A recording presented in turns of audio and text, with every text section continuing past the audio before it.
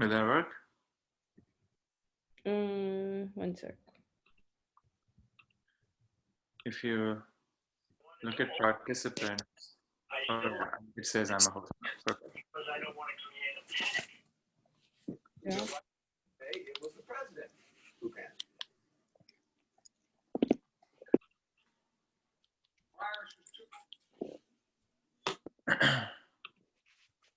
Do you have the Kindle? Oh, and actually, no, I don't have the Kindle. So we didn't share anything in Gita last night, and it was okay actually. So I don't know, but if you, Oh, the Gita class? Hmm.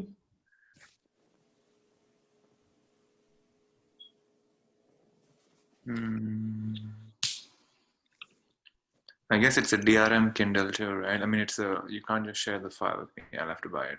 Yeah. Let me see. Actually, hang on. Let me go to my library.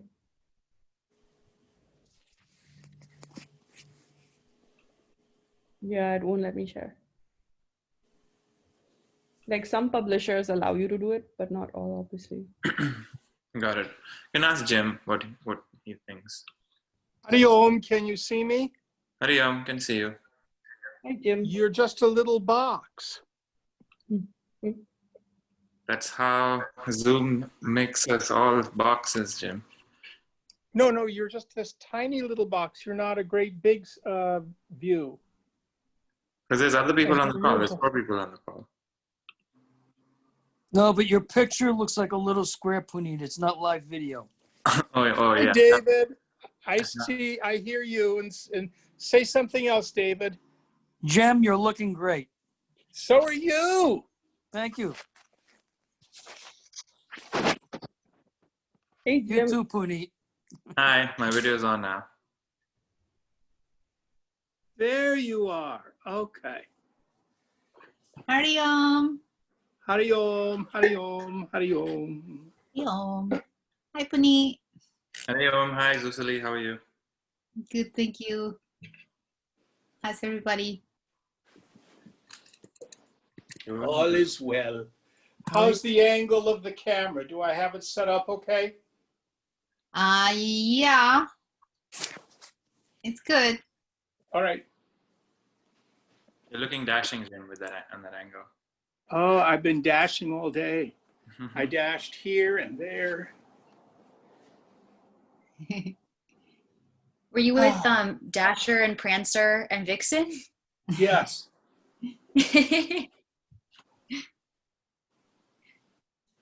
Hi, Jim. Hello. Blitzen, that means lightning in German.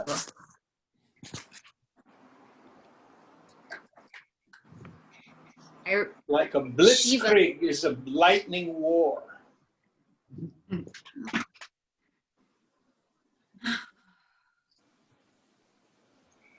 I think I'm a little more like Rudolph, though.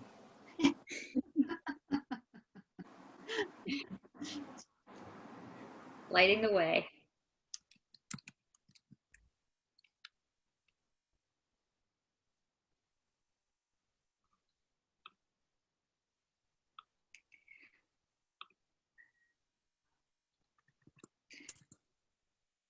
I don't know if you guys have the recording from last week, but I missed it. So I was curious if you guys might have it. Is that Carolyn? Yes, this is Carolyn. Hi, Carolyn. Hey. I just asked Puneet about it, and he's going to let you know how to do it. So Thank we've you. been recording all the classes over video, and we've been posting it on YouTube. So I'm sharing the link of the channel here. Give me 1 second. Thank you so much. And this will have classes not just today, but also the Thursday class, I think the Sunday as well at some point. Wow, excellent. I don't think we had video for class 1. I think all we had was audio, if I remember. Yeah, thanks to COVID, we now have video. Awesome. Something good came out of COVID.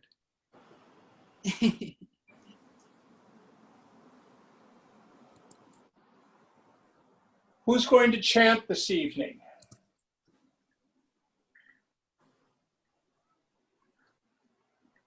I can chant. Who? Puneet. Puneet. Puneet is chanting. All right.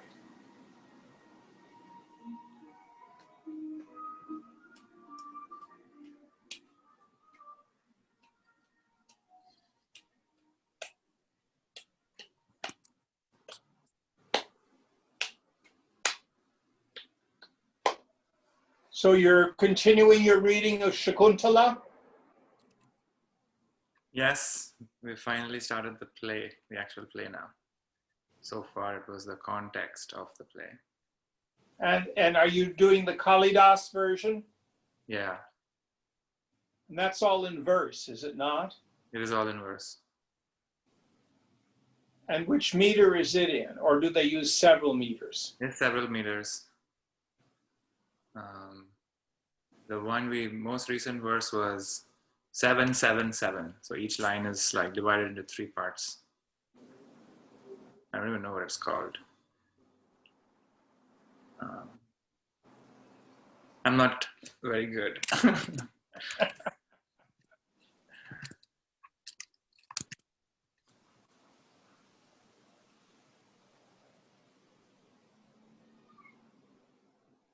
Shakespeare used to do that. You know, he would frequently end a soliloquy with a couplet in iambic pentameter. You know, and people wouldn't realize that it was actually metered verse.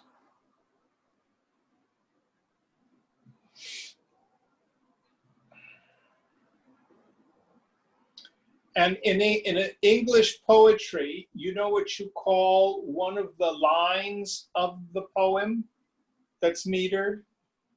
No, it's not a line. It's one of the sections. So like if it's iambic pentameters, da da da da da da da da da da.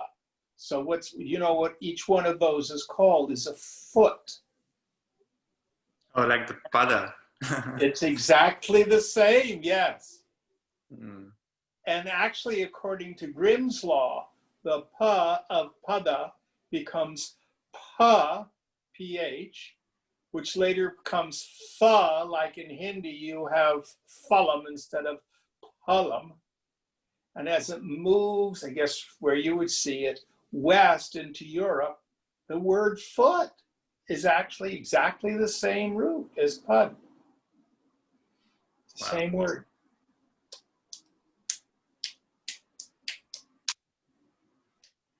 We have words like podiatrist.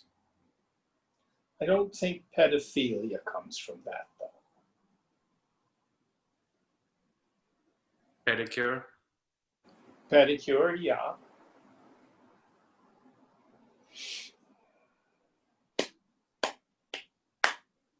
Ooh, maybe like a pedal, like when you pedal a bicycle. Exactly. That's also from the same root. Good call.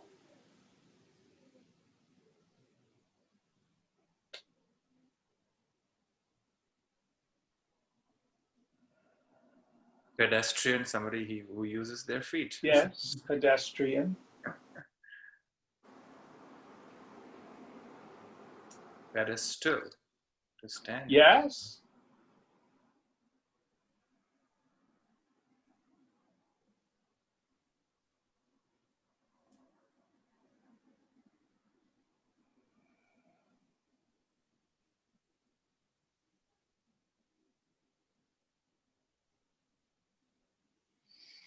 Very interesting.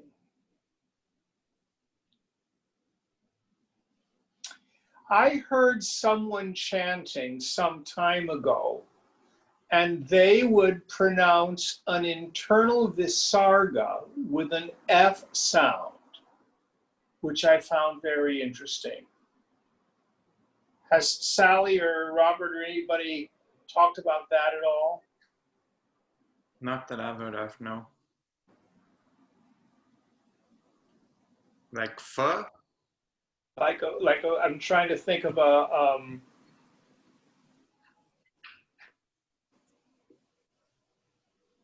Not the ones at the end. They would do adaha, but if it was internal, they would make a fa sound for the visarga. Mm.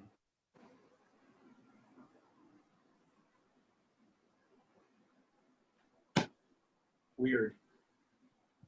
Weird.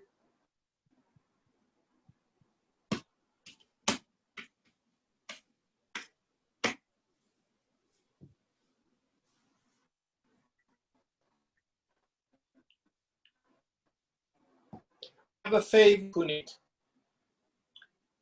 If you have a chance and you remember, would you ask Sally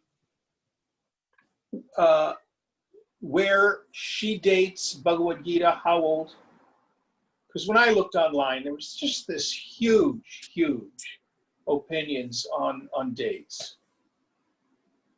Sure, I can ask. And she may not answer because she's a scholar, you know.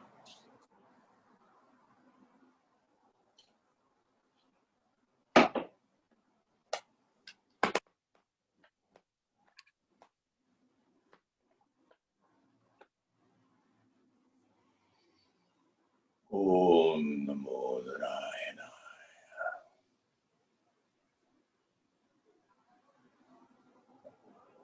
Is Deepa here tonight?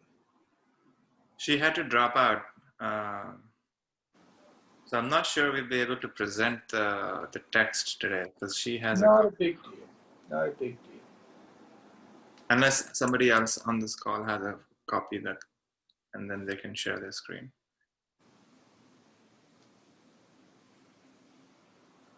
Not a big deal.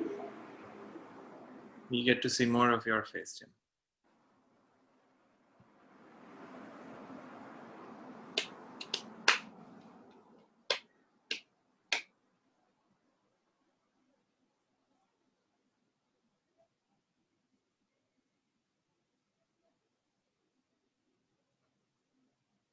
Now, is it you or is it Soundarya who's the tennis player? It's sound. I just found out this week that Vladimir is a tennis player. That's right. He played professionally. That's what I heard. Yes. So if she wants to challenge him to a match, I wonder if he's here tonight yet. That'll be a good, fun game.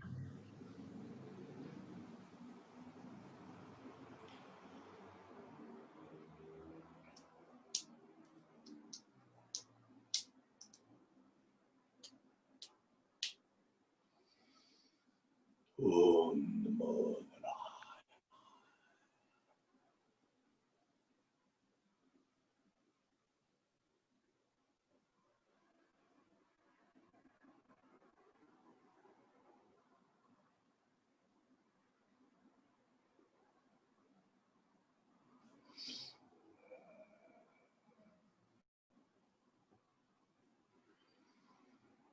Do you want me to read the English?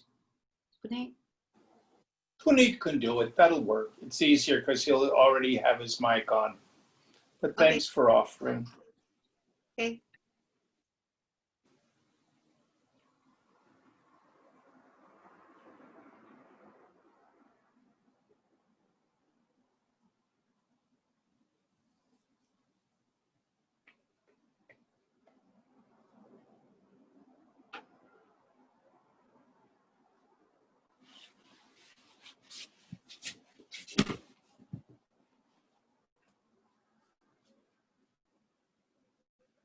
All right, let's begin.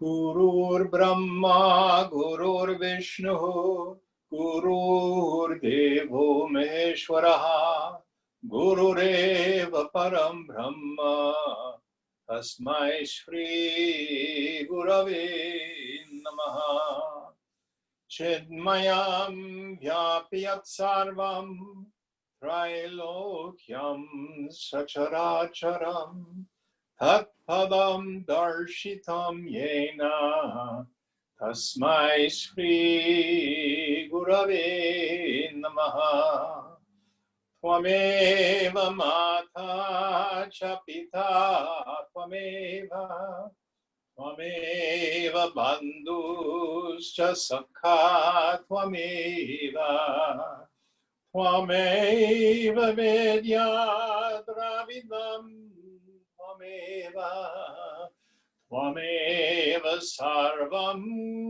Mama Deva Deva Tvameva Sarvam Mama Deva Deva.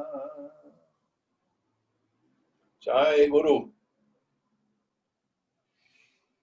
Om Sahana Bhavatu Sahana Bhunaktu Sahaviryam Karavavahai Tejasvinavadhitamastu ma vidvishavahai. Om Shanti, Shanti, Shanti.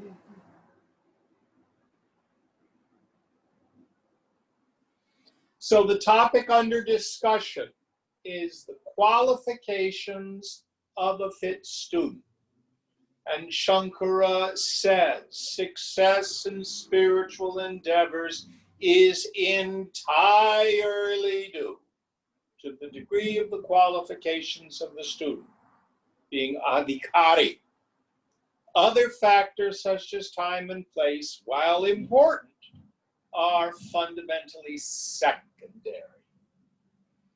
And then he said, when enumerating the qualifications of a fit student, we have 4 of them.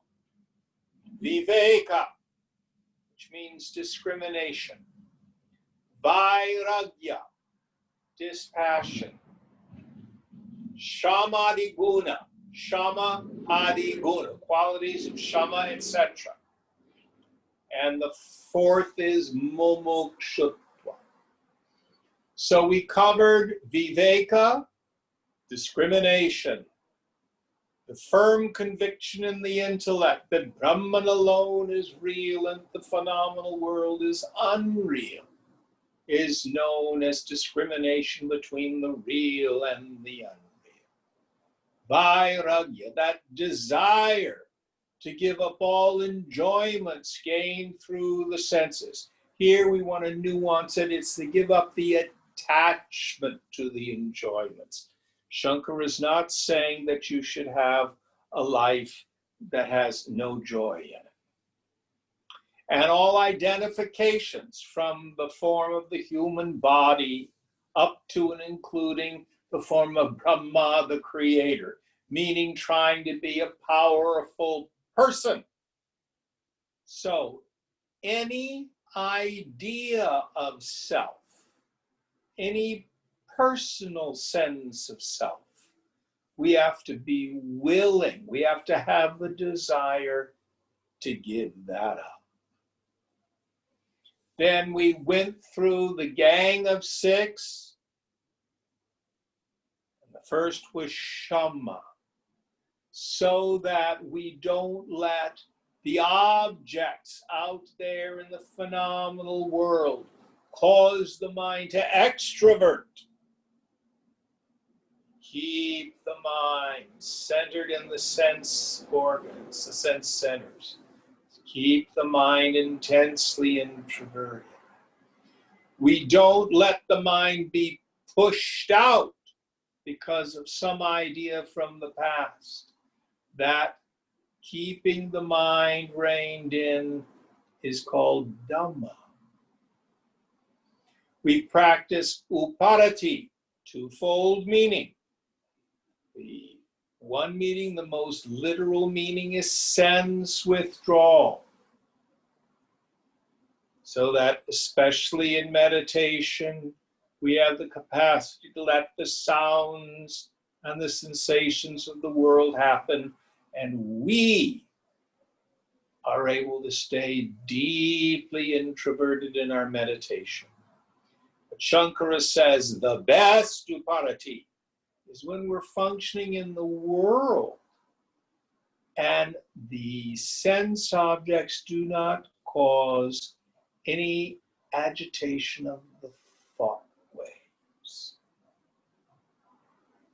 So that finishes verse 23, and we start this evening with verse 24. Puneet, will you help us out, please?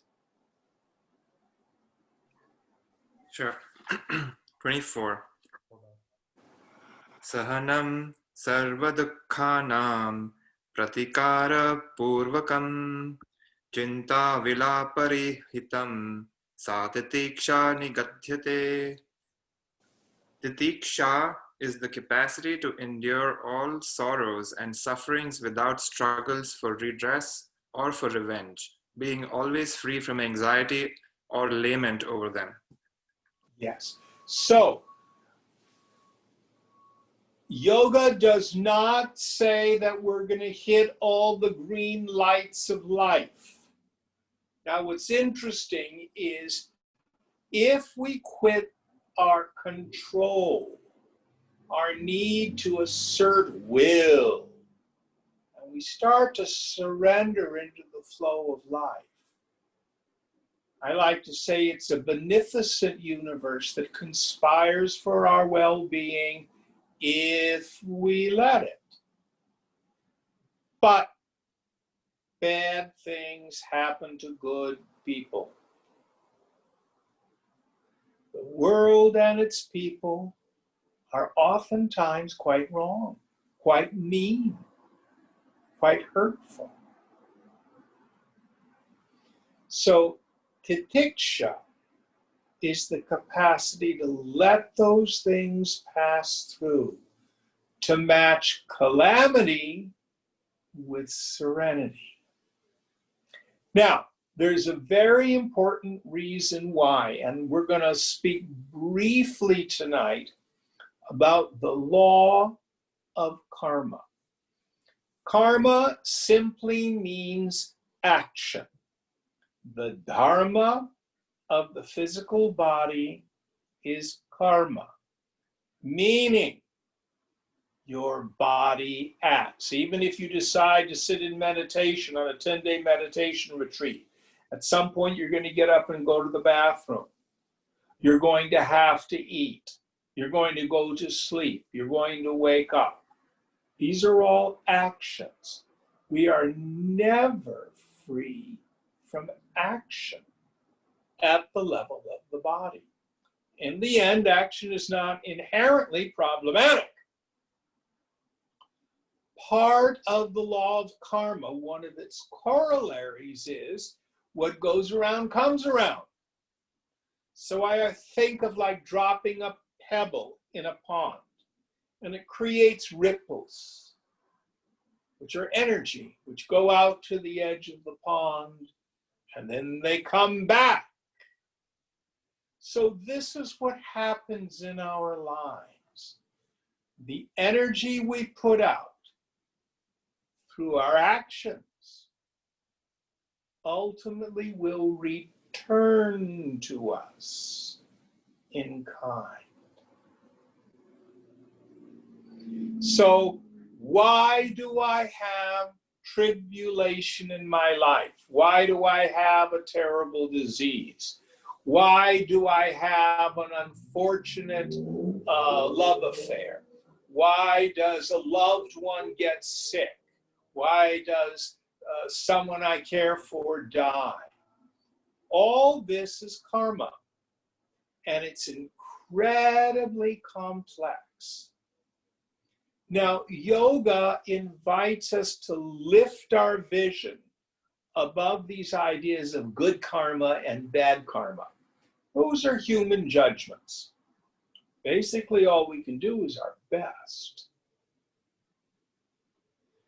150 years ago, 200 years ago, with the Industrial Revolution, oh, what a wonderful thing with the invention of machines. This freed millions and millions and millions of people from a servitude-based economy. People at that time had no idea that one of the unintended consequences 200 years later would be global warming. So we do all sorts of things. The invention of plastic. God, it was like a wonder substance when it first came out. Now we know that there's garbage swirls in the ocean, that the bottom of the ocean is covered in it. It doesn't decompose for thousands of years. Plastics are not good for the planet. But when plastics were first invented, nobody knew this.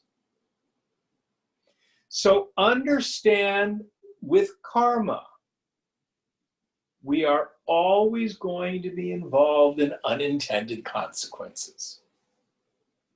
No blame. But what we want to understand with titiksha is that we are not victims. Many people will say, oh, I was raised in an abusive family. I was raised by alcoholic parents. I'm traumatized and I hang on to this for the rest of my life. Now, I'm not saying it's not of value to do some ACA work, adult child of alcoholics, or do some trauma therapy. This can help remove a lot of the charge. But what Titiksha says, at some point, we have to forgive. Not for the other person, for ourselves. We have to be able to let it go. We have to be able to return good for evil. So, karma is the lot we're dealt in life. Purushartha, or self-effort, is what do we do about it? So I call it the point of power. A negative circumstance comes to us. And if we react with redress or revenge, we only perpetuate karmic cycles.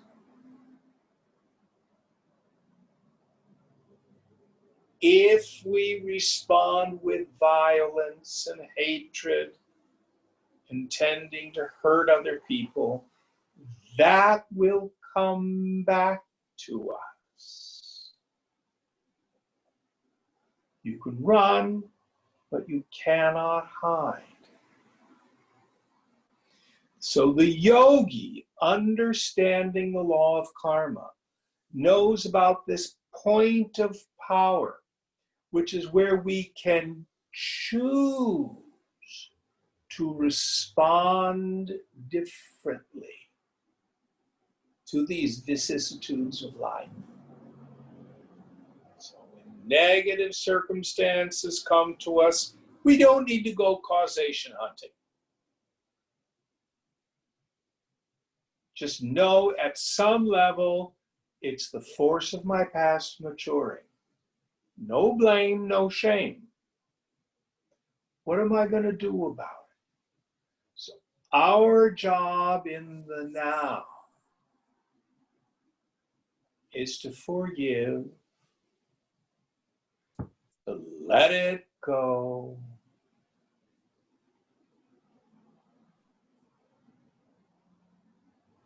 Does that mean we don't fight for justice in the world? Well, yes and no. I mean, look at Arjuna in Gita. His job is to fight for justice. But how we do that is very important. What our quality of head and heart is.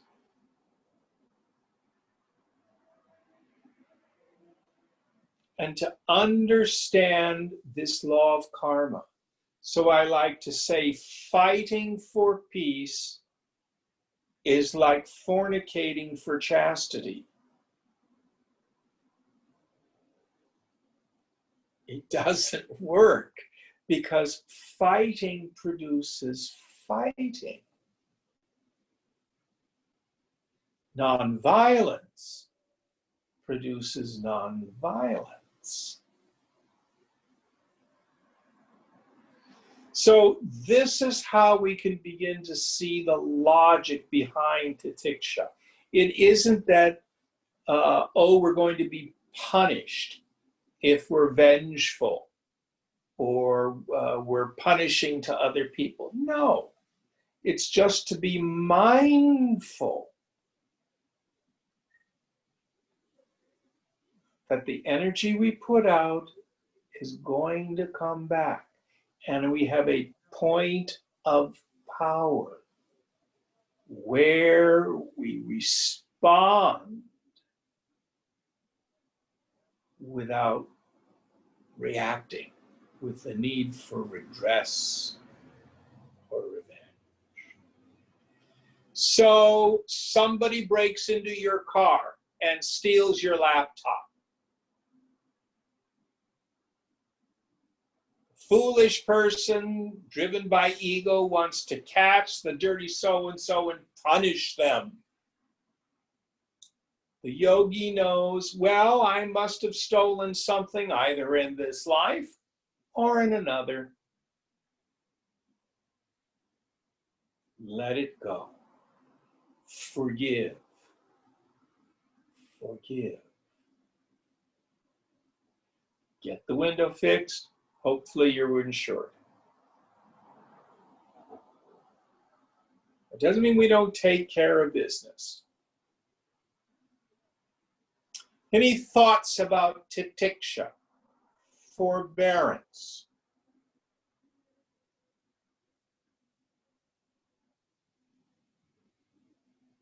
All right, the next one, please, Punit.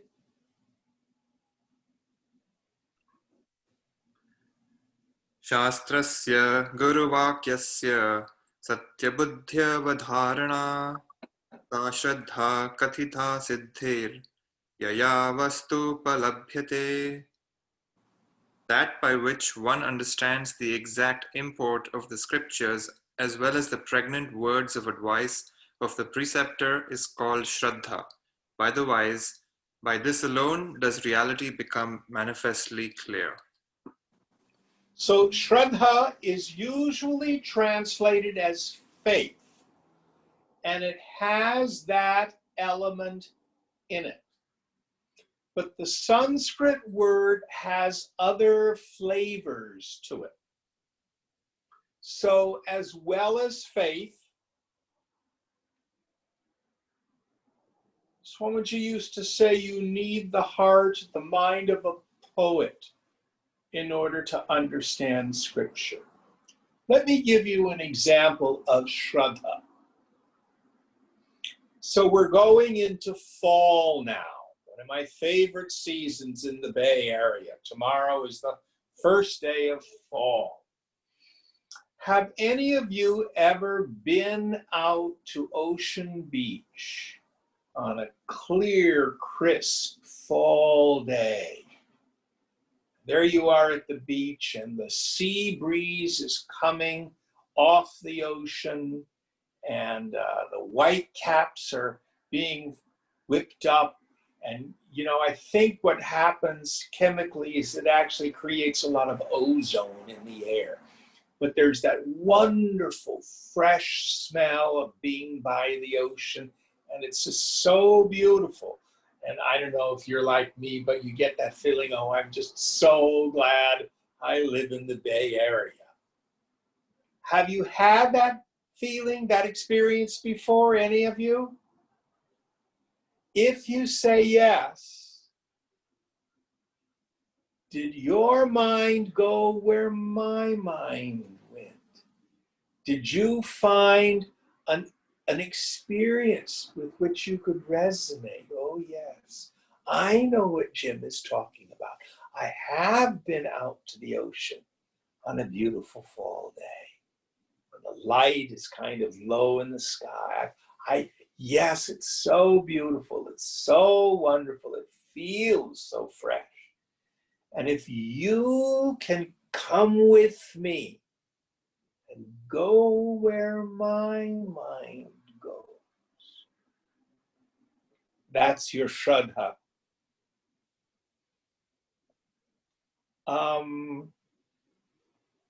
If you listen to a piece of instrumental music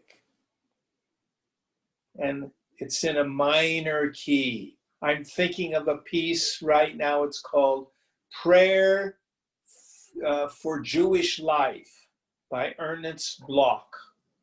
It's for cello and string orchestra. And it's written in what they call Jewish minor. There actually is a scale called Jewish minor. We're in the middle of the Jewish High Holy Days. It has 2 augmented seconds for those of you who are musicians. But it is so plaintive and so sad. How do I know it's sad? What is it that the composer was writing? And the cellist is playing that just, it just tears at your heartstrings. And if you can feel the music, that's your Shraddha. I have a friend, and we went to a concert once, and he's a significant donor to this school where they're having the music concert. And he says, I don't understand music. It all sounds the same to me. He has no ear for good music, bad music, well done, not well done. He just wants to have the most expensive box seat so that he can be seen, Very, very different experience of the arts. For him, it's about being seen. For me, it was about hearing it. So your ability to hear music and enter into what the composer was communicating, that's your Shraddha. That's part of it. So what this verse means is at some point, it's very difficult over Zoom. God willing, before the end of this class, we will be able to meet again in person. When you sit with the teacher, we have that gestalt that happens in a class. Your mind gets tuned up and you go where the teacher goes.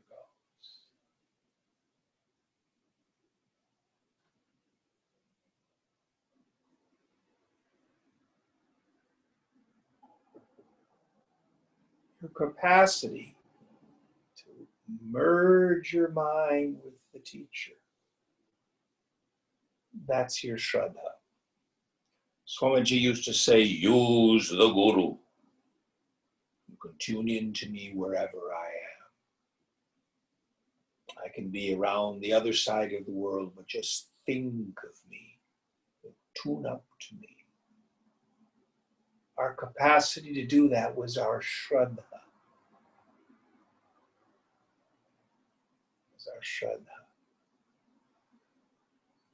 It's a wonderful, wonderful world, and it's just packed with wonderful meaning. Now, with that understanding in mind, would you read the English one more time, Puneet, before we go on? That by which one understands the exact import of the scriptures as well as the pregnant words of advice of the preceptor is called Shraddha. By the wise, by this alone does reality become manifestly clear. Yes. So it's faith, but it's much, much more than faith. Next one, please. Sarvada sthapanam buddhai shuddhai brahmani sarvatha tat samadhanamityuktam natu chittasya lalanam. Samadhana, tranquility, is that condition when the mind is constantly engaged in the total contemplation of the supreme reality, and it is not gained through any amount of intellectual oscillations. So this is the tranquility we get when we let the doubts, let the discourse, let all that stuff drop away. We're just focused on the supreme reality. And it's not what he's saying here.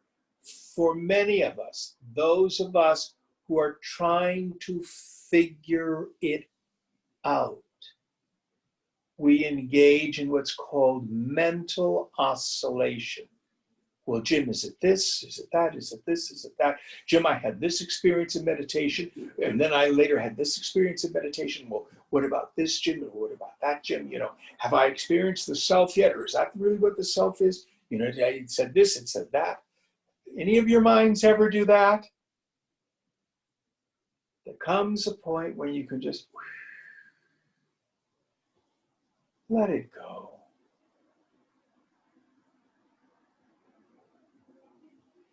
Brings to mind for me a verse from the second chapter of Gita, where Krishna says, when the yogi's mind is steady by what has been heard and by what has not been heard, then that person is a person of steady wisdom. Meaning we're not trying to label, figure it out, control, grasp. Just in steady focus on the goal, on yourself. This is samadhana.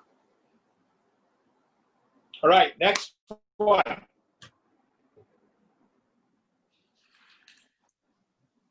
Ahankaradidehantan bandhana jnana kalpitan sasvarupavabodhena muktumichha mumukshuta.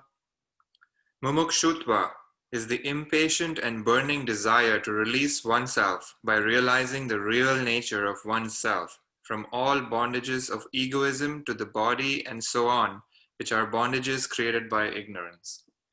So we finished with our group of 6, and now Shankara takes up the 4th, which is mumukshutva, the burning desire for liberation. And again, there's a very famous Zen story. So this student goes to the Zen master and says, Master, what must I do to achieve enlightenment? Moksha. And the master, he doesn't say much of anything, but he says, let's go down to the river. And so they go down to the river, and the master says, wade out into the water with me. And the disciple, the student says, oh, we're going to have some sort of a cleansing ritual in the river. Oh, this is exciting. So they go out into the water, and the old man grabs the head of the student and pushes him under the water. And the young student goes, oh, bathed in the waters of new life. Oh, this is so cool. And then the old man isn't letting him up. He says, he's testing me. I'm going to surrender. I am in perfect trust. And then as he starts to get short of breath, he still isn't letting me up. And then he starts to push against the old man's hands.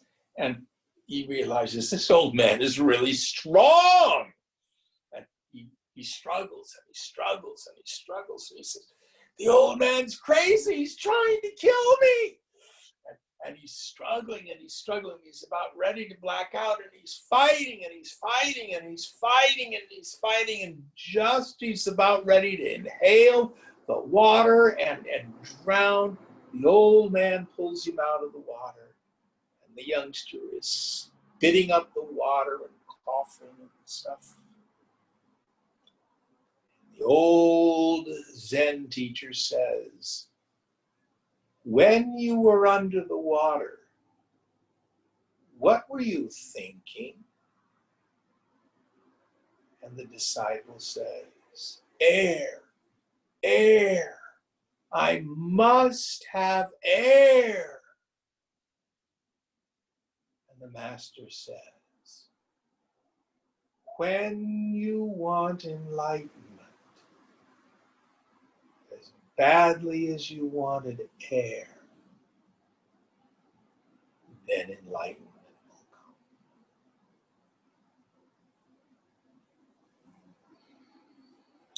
In Gita, Krishna says, easy to perform. And I like to tell people, self-realization is not difficult. Really isn't. But it's very rare. It's very rare because people don't want it, or more clearly, they want the world more than they want freedom.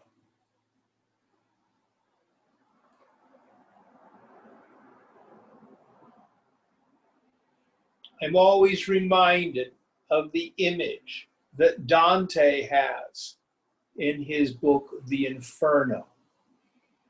So when he's in the underworld and about ready to take the boat across the river Styx into hell, the souls of the damned are lined up on the banks of the river. And they're gleeful and they're happy, and they cannot wait to get into hell, a place of torment and suffering.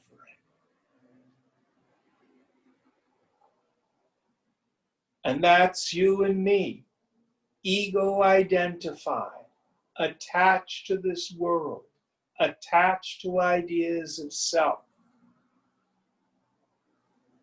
I want more, better, different. Look at me. How am I doing? What do they think of me? And I'm so involved and engaged and attached. I'm gleefully running into hell. The more attached I am, the more I cling, the more I force, the more I suffer, and the more serious the efforts become, and the more miserable I become. Even when I know self-realization is out there, still, like the souls of the damned in Dante's Inferno, I gleefully can't wait to get into hell and be miserable. Such is the nature of ego. So the price tag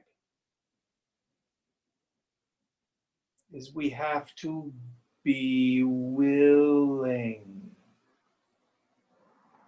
to let go of our attachment to the world. This is what allows mature mumukshutva to develop. Way back to Viveka and Vairagya again. How do I give up my attachment to the world? By the constant observation of their defects. 95 cents worth of work for a nickel's worth of pleasure. It's bad economy. Don't believe me. Watch your mind. Look at your life. You tell me how it's working for you.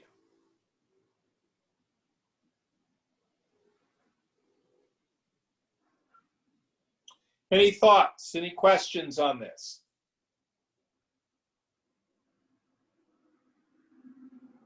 Now, this is important enough that you're going to hear now Shankara repeat the ideas. Remember, we talked about how if Shankara repeats an idea, he said it means it's pretty important. Let's go on. Next one, please, Puneet. Manda madhyam arupapi vairagyena shamadina prasadena guru seyam pravriddha suyate phalam. Half-hearted and mediocre aspirations in a seeker may also come to bear fruit, being increased by the grace of the Guru and by means of renunciation, calmness, and so on. So, if our desire for liberation is wimpy, if it's half-hearted, it can be increased first and foremost by contact with the teacher. We're going to be starting another wonderful scripture on the 1st of October called Tripura Rahasya. And one of the first topics that's under discussion in that text, about the third, fourth chapter. What is the root cause of liberation? And the author Dattatreya says, sadhu sangha. Association with the wise. We shorten it to satsang. By the grace of the teacher, by being able to meet someone, we can tune into the teacher, our shraddha, and get a taste. We get a taste of the awakened state of mind. And by paying attention to our lives. In Gita on Sunday night, we're trucking our way through the first chapter. We finally get to Krishna's first instruction. So the whole first part of the first chapter is heroes on this side and heroes on that side, and they're blowing conches and they're blowing conches, and they're beating kettle drums and they're beating kettle drums. And Arjuna says, drive my chariot between the two armies. So there, Arjuna and Krishna are between the two armies. Now, this battle, the Kurukshetra, is within our own bosom. And the first teaching of Krishna is, see these armies now arrayed. Meaning, look. Pay attention. See what's going on.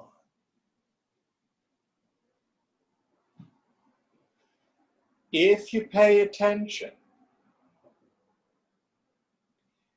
the defects of the world as most people live in will become very apparent. That's our Viveka. That builds our Vairagya. And as we practice the gang of six, Shama, Dhamma, uparati, titiksha, shraddha, samadhana. That will increase our desire to be free. Enough of it. Patui. I want to exercise my escape clause. Ready to go home. Ready to go. All right, next one, please, Puneet. Vairagyam cha mumukshutvam evam yasya tu vidyate tasminnevarthavantah syuh phalavanta shamadayah. Calmness and other practices have their meaning and they bear fruit indeed, only in them who have an intense spirit of renunciation and yearning for liberation. Yes. So here he says, of all these qualities, they bear fruit in someone who has this intense spirit of renunciation and a desire for liberation. So in so many of our texts that are stories, we get descriptions of this spirit of renunciation. In the Kathopanishad, Nachiketas' father says, curses him, go to the house of death. That would be like us saying, drop dead, kid. So he pranams and goes off to the palace of Yama, who's out of station at the time, as Swamiji used to say. So what does Nachiketas do? He sits down outside Yama's palace, doesn't eat or drink for 3 days. Why is that put into the story? To illustrate this intense spirit of renunciation.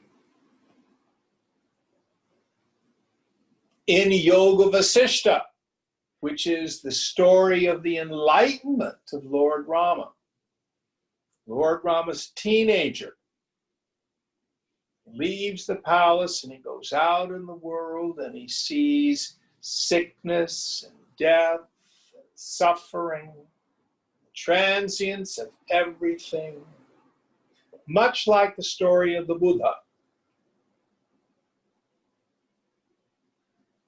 And he comes back, won't do ritual,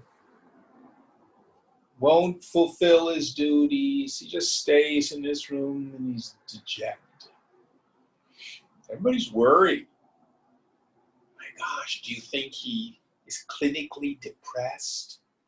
Does he need Prozac? No. He has an intense spirit of vairagya. And Vasishta, the court guru, says, aha! This kid is fit for liberation. Let me tell him about it. Because of his intense renunciation, his dispassion for worldly events, he's able to deeply, deeply enter into the conversation with Vasishta. And so there's story after story of how important this intense spirit of renunciation is. And there's a saying that Swamiji used to say, which I've always loved. He used to say, go after the world. Then he would laugh diabolically. He would say, let it kick you in the teeth. Let it drop you again and again. It's the only way to kill the ego. So it's theoretically possible to enter into the spiritual path and have passion for it out of inspiration. But for most of us, it's after we've bottomed out on life. We've done the same stuff over and over and over again. We've begun to see how repetitive our stupid mind is, how mechanical the mind's desires and fulfillment and stuff like that. It's just does the same thing over and over again. For what? Just a little bit of juice. And it's so much work. And that's the way we develop mature Vairagya.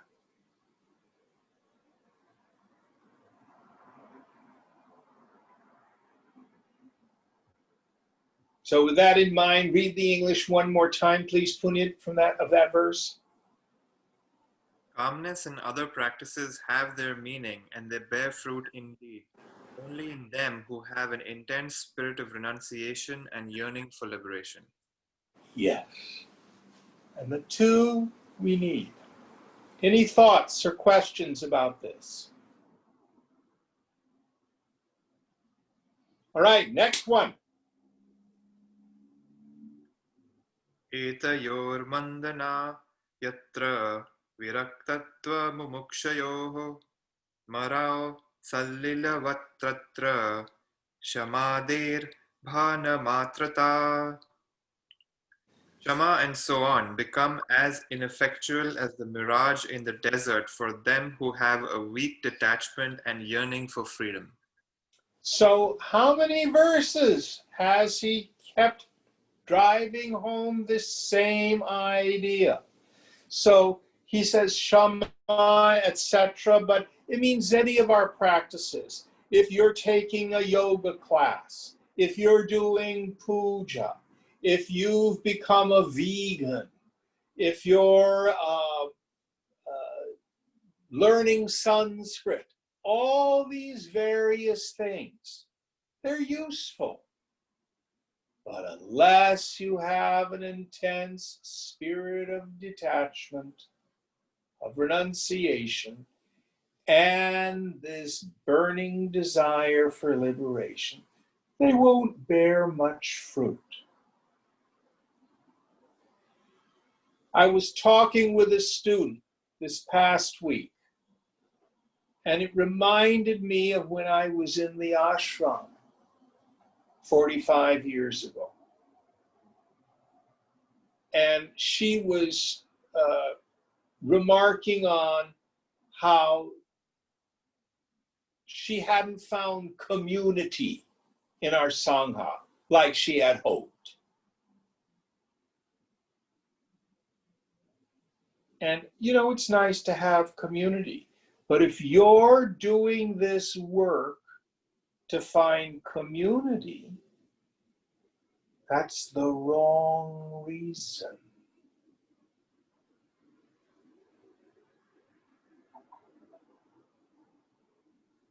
If you're doing this work because, that's what our family does, we study scriptures, and it's half-hearted, and where your heart is really out there in the world, it will bear a little fruit. Spirituality is not just a band-aid to put on your ulcerated mind. Oh yeah, I go to Vedanta class. I do that before Pilates and after my Bikram yoga. No, it's not just another one of the self-help things. I mean, you can use it for that, I suppose. But the study of this work will bear little fruit unless what you want is self-realization, is moksha, liberation. You're ready to be free from the world of suffering and becoming. I love the phrase that Shakespeare puts in the mouth of Hamlet: grunting and sweating under a weary life. Is that how you live? It's not how we're made. It's not what we're really intended for. We're intended to be free.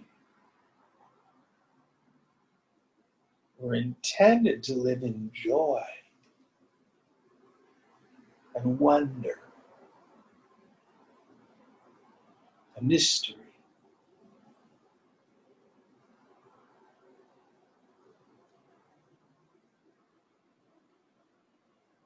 And again, our mumukshutva increases. Contact with the Guru, paying attention to the world.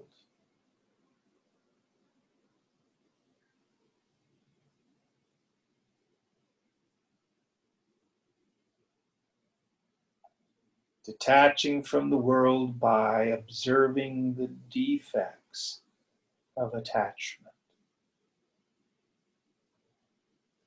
Any thoughts on this? Jim, does that mean I have to give up my job and my relationship and everything? No. Just give up the attachment. If you're not supposed to be in that job, you will be moved. If you're not supposed to be in that relationship, they will leave.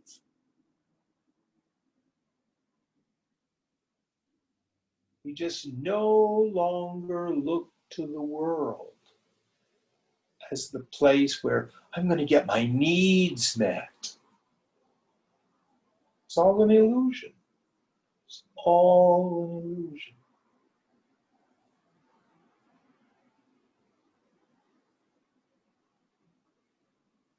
All right, next one.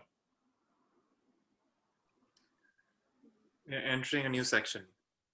Bhakti, firm and deep. Yes.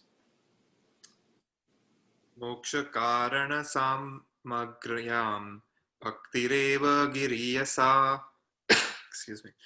Saswarupa nusandhanam bhaktiri yatyabhidhyate. Among the instruments and conditions necessary for liberation, bhakti alone is supreme. A constant attempt to live up to one's own real nature is called single-pointed devotion. So, Shankara here has set aside this enumeration of the 4 qualifications, which some of the scriptures articulate, and he's now quoting other scriptures, because we also have scriptures that say devotion alone is supreme. There's huge portions of Gita, for example, where Krishna says, be devoted to me. That's what's supreme. So, that can be the greatest qualification. Does that mean I have to stand on street corners chanting Hare Krishna? You can if you're led to do that. Does that mean I have to go to kirtan and sing and do puja and weep at the form of God and stuff like that? If you're an emotional person who contacts the world through your feeling nature, that may be a very effective way for you. But if you're not that kind of person, does that mean there's something wrong and you're not devoted? So Shankara gives us another definition of devotion. So he's saying the constant attempt to live up to your swaswarupa, your highest self nature. That is devotion. So it's when we're devoted to an ideal. So we just had the passing of Ruth Bader Ginsburg. She was devoted to the ideal of equality for women for her entire career, worked tirelessly for it, and then expanded that for equality for all sorts of marginalized people.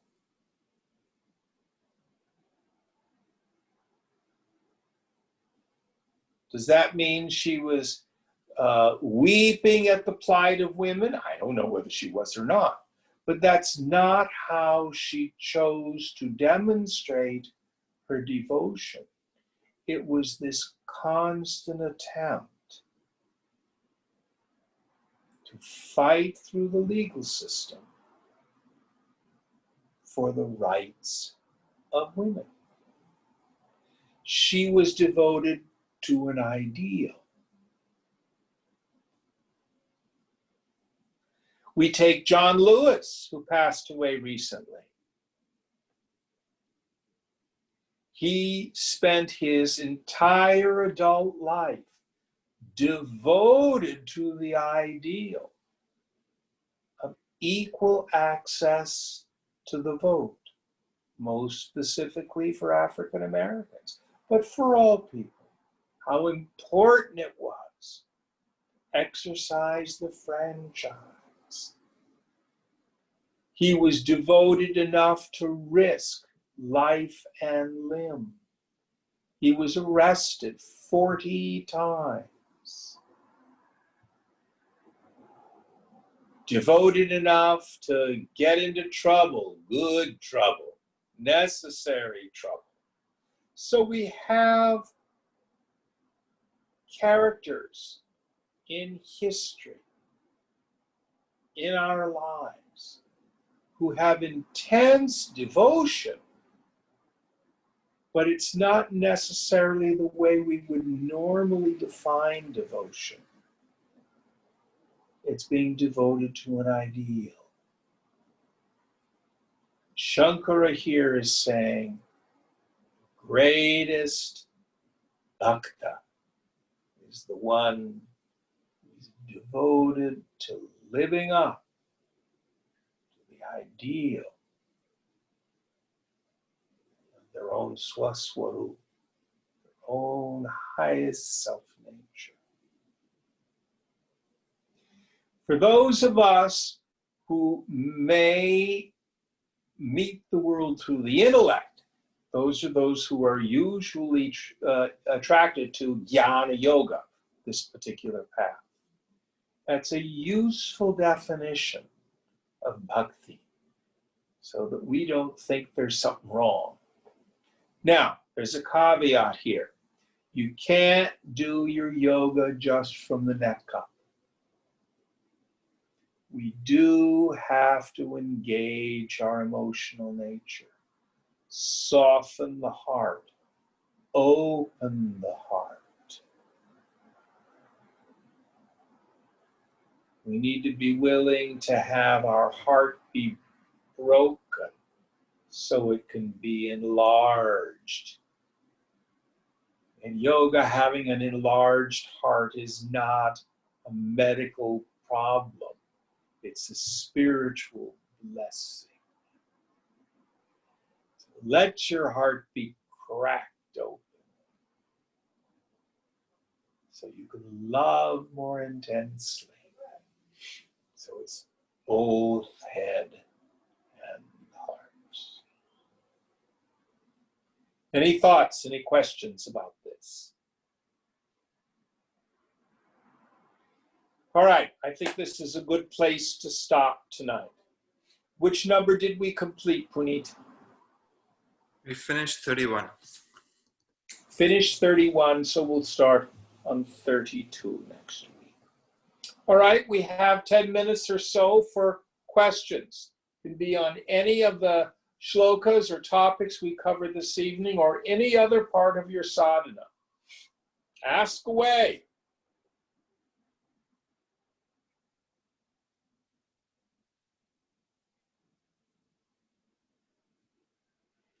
Unmute yourself and ask.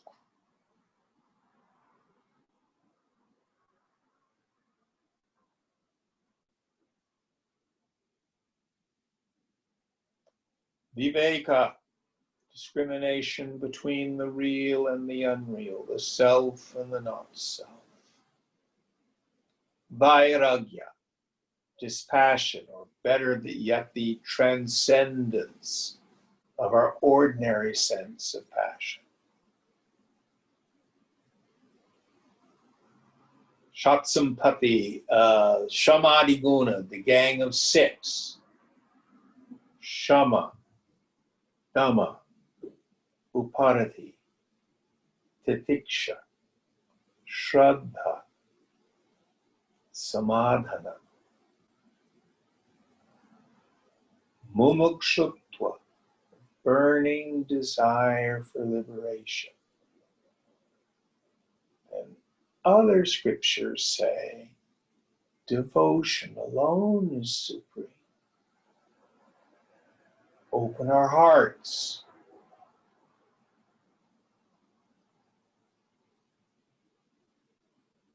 When Jesus was asked, Master, what is the greatest of the commandments? There's 613 commandments in the Jewish Torah. Which of them is the most important? And he answered, Thou shalt love the Lord thy God with all thy heart and soul and mind and strength. And the second commandment is like unto the first, Thou shalt love thy neighbor as thyself. It's exactly the same idea.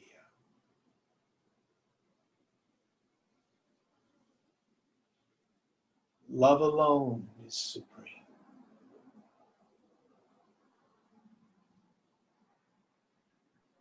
Jim, this is Sound. I have a question.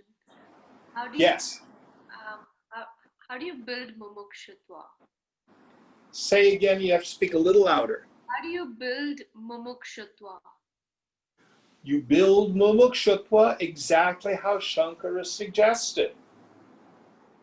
By observing the world and becoming aware of its inherent defects.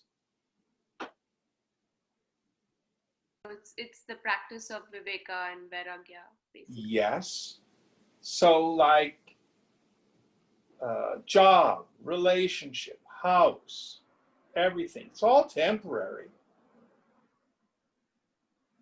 Here we are trucking along and the stock market's going up and jobs and restaurants are good. And all of a sudden COVID comes along. Who would have thought Ruth Bader Ginsburg was going to die? Everything is temporary.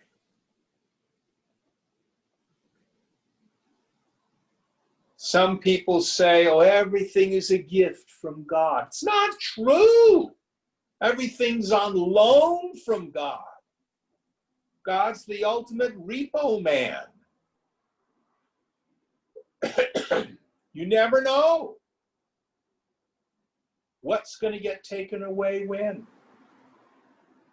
So to see that, we cherish, we don't grab. And hanging out with people who themselves, to some degree, have what the Sufis call the taste. who can revel in the self. And then we say, oh, I want that.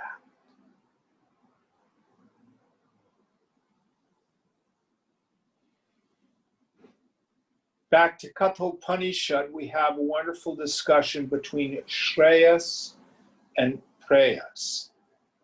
Shreyas means the good. Preyas means what's dear or pleasurable to us. What is pleasurable to us? It's largely habit. The mind prefers the familiar. It prefers the familiar frequently to the good. So I want the world. I have weak mumukshutva. It's just a habit. It's just a habit. So continue your scripture study. Continue to hang out with fellow yogis. Continue to meditate and pray. If you can, hang out with the Guru. And what happens then is the good starts to become a new habit. Therefore, the good starts to become pleasurable. This is what we call subhaj, auspicious desire.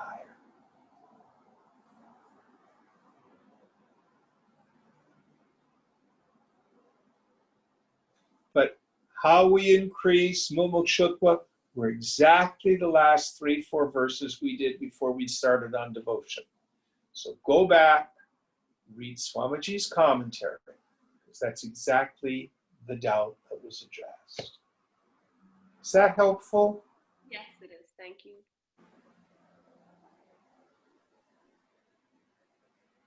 Excellent question.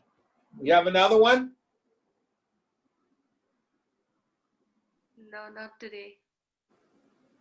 Anyone else?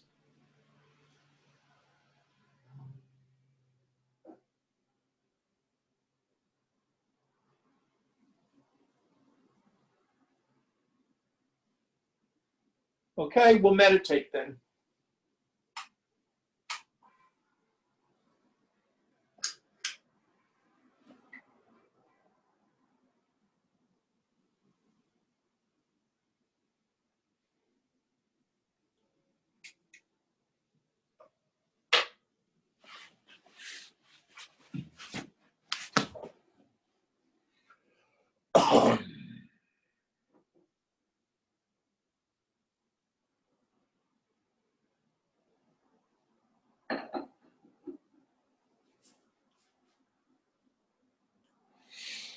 Om Namah Shivaya, Om Namah Shivaya, Om Namah Shivaya.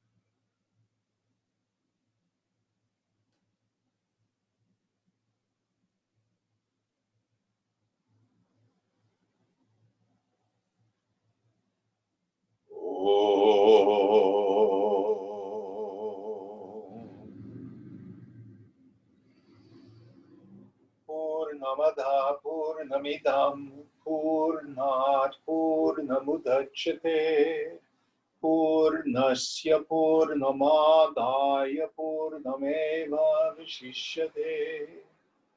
Om Shanti Shanti Shanti.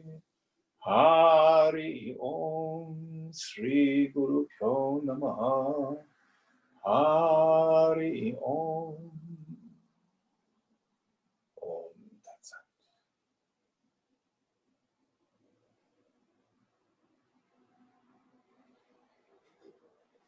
Thank you all.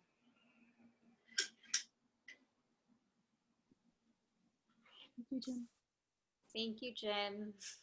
Thank you, Jim. Thanks, Jim. Jim.